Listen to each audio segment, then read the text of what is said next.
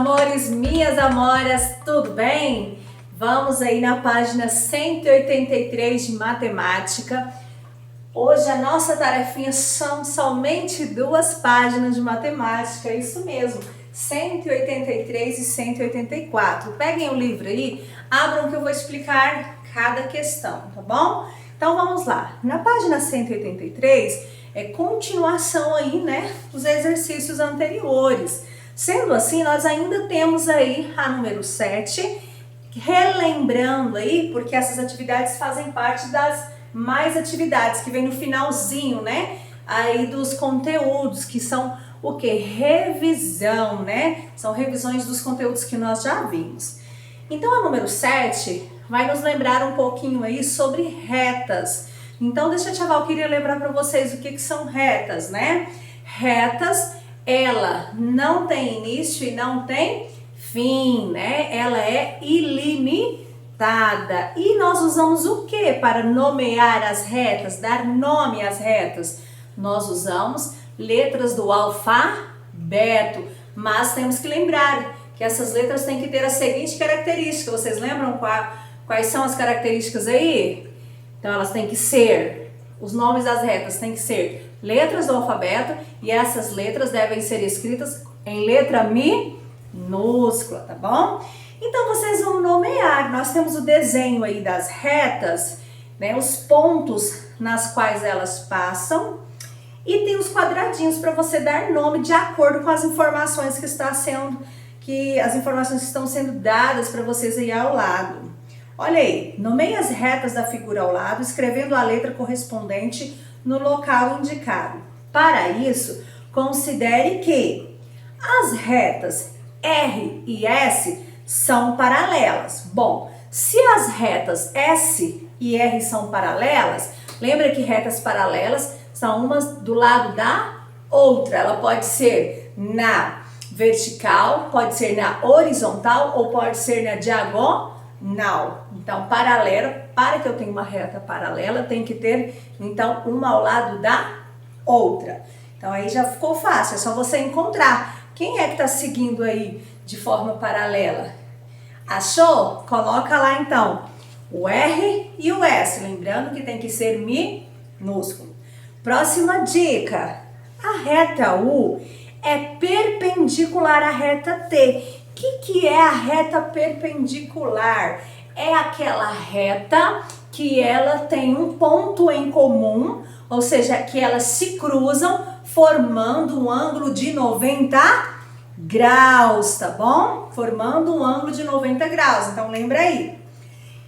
E a próxima dica é que a reta T, ela intersecta a reta R no ponto A. Intersecta quer dizer que ela tem um ponto, tá? Um ponto de intersecção, ou seja, um ponto em comum entre a reta T e a reta R, justamente no ponto A, tá bom? Então as dicas aí estão bem fáceis para você pegar aí, então, né, no ar aí para poder nomear as suas retas, tá bom? Voltando então aí agora para o conteúdo sobre fração, tá? A partir da número 8 aí, os conteúdos vão ser todos sobre fração, tá bom? Então nós temos aí, na número 8, uma determinada quantia de carrinhos. Para eu responder lá na letra A, que fração do total de carrinhos representa aqueles que estão contornados?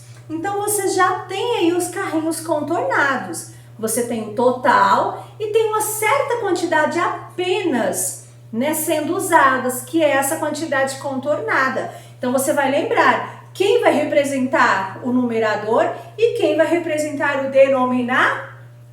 Lembrando que o denominador, ele denomina o total que eu tenho de carrinhos. E o numerador vai numerar a quantidade de carrinhos que eu estou usando, ok? Então, para você responder a letra A é só isso. Na letra B, você vai responder agora para nós aí da seguinte forma, representando, tá, em forma de fração, a quantidade de carrinhos brancos em relação ao total. Então vamos lá, montar a fração, lembrando que eu tenho que ter numerador e denominador. Vamos aí pelo denominador, colocou o traço fracionário, certo? E aí, quem é o denominador? Você já sabe, você respondeu lá na letra A. É o total de carrinhos que você tem, certo? Como aqui está perguntando qual é a fração relacionada de carrinhos brancos em relação ao todo, o que você vai ter que fazer? Contar a quantidade de carrinhos brancos e assim você vai encontrar o seu numerador, ok? Na letra C, você vai ter que fazer o quê? A fração de quantidade, tá bom? Lembra da fração de quantidade? Que é aquela fração... Deixa eu apagar um pedacinho aqui. Eu queria relembrar com vocês a fração de quantidade. Por exemplo, aqui, se eu quero saber quanto vale 2/5 de 40. Olha aí, o que é a fração de quantidade? Divide, o resultado multiplica, certo? 40 dividido por 5, 8. 8 vezes 2, 16. Então, é isso que você vai ter que fazer. Aí, na letra C, você vai ter que achar 5/15 de quanto? De 30, porque a quantidade do total de carrinhos aí não é 30, você já não achou o denominador desde a letra A? Pois bem, então no primeiro quadradinho aí da letra C, você vai achar 5/15 de 30, depois 7/10 de 30, depois 3/5 de 30. Fácil, não é? Mamão com açúcar, rapidinho você vai terminar. Número 9, na página 184, tá? Lembrando que aqui nós vamos fazer somente duas páginas, 183 e 184, tá bom? Então vamos aí para a última página de hoje. Na número 9, nós temos a fração representada aí e você tem que pintar a quantidade que está sendo pedida aí para você, tá, meus amores? Então, na letra A, tá escrito aí para você pintar 1/2 ou se ler também metade. Bom, se eu tenho 10 balinhas e tenho que te dar metade, qual a metade de 10? 5, não é? Então, da mesma forma, você vai fazer aqui. Você vai contar quantos quadradinhos você tem.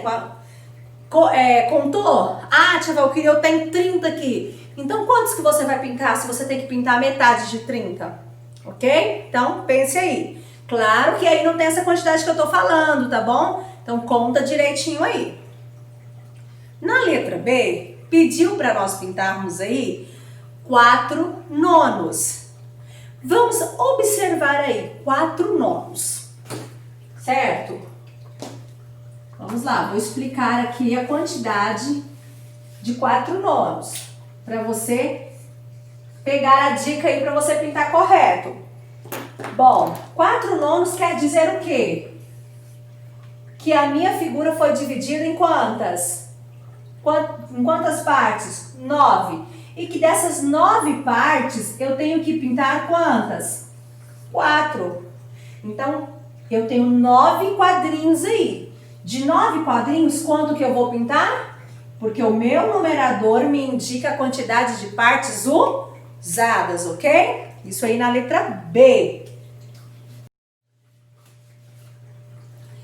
Na letra C, meus amores, então aí nós vamos trabalhar da mesma forma, observando a quantidade que eu tenho, a fração para pintar. 2/3. Quanto que vale 2/3 dessa figura?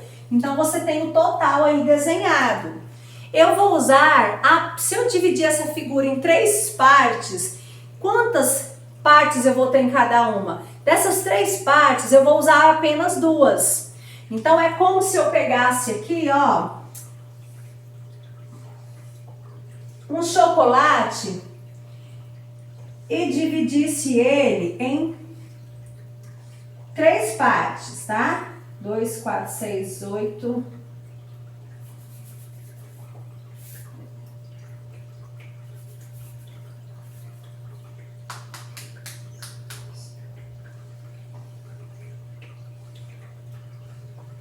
Peguei aqui um chocolate. Esse chocolate eu dividi ele, tá vendo? Em 3 partes, ó. 1, 2, 3.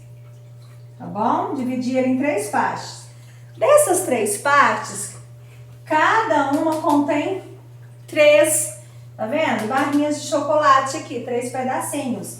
Só que aí a minha fração representa que eu estou usando, ou seja, que eu comi apenas 2/3, ok? Então, sendo assim, quantos que eu vou ter que pintar? Eu dividi ela em 3 partes, tá vendo?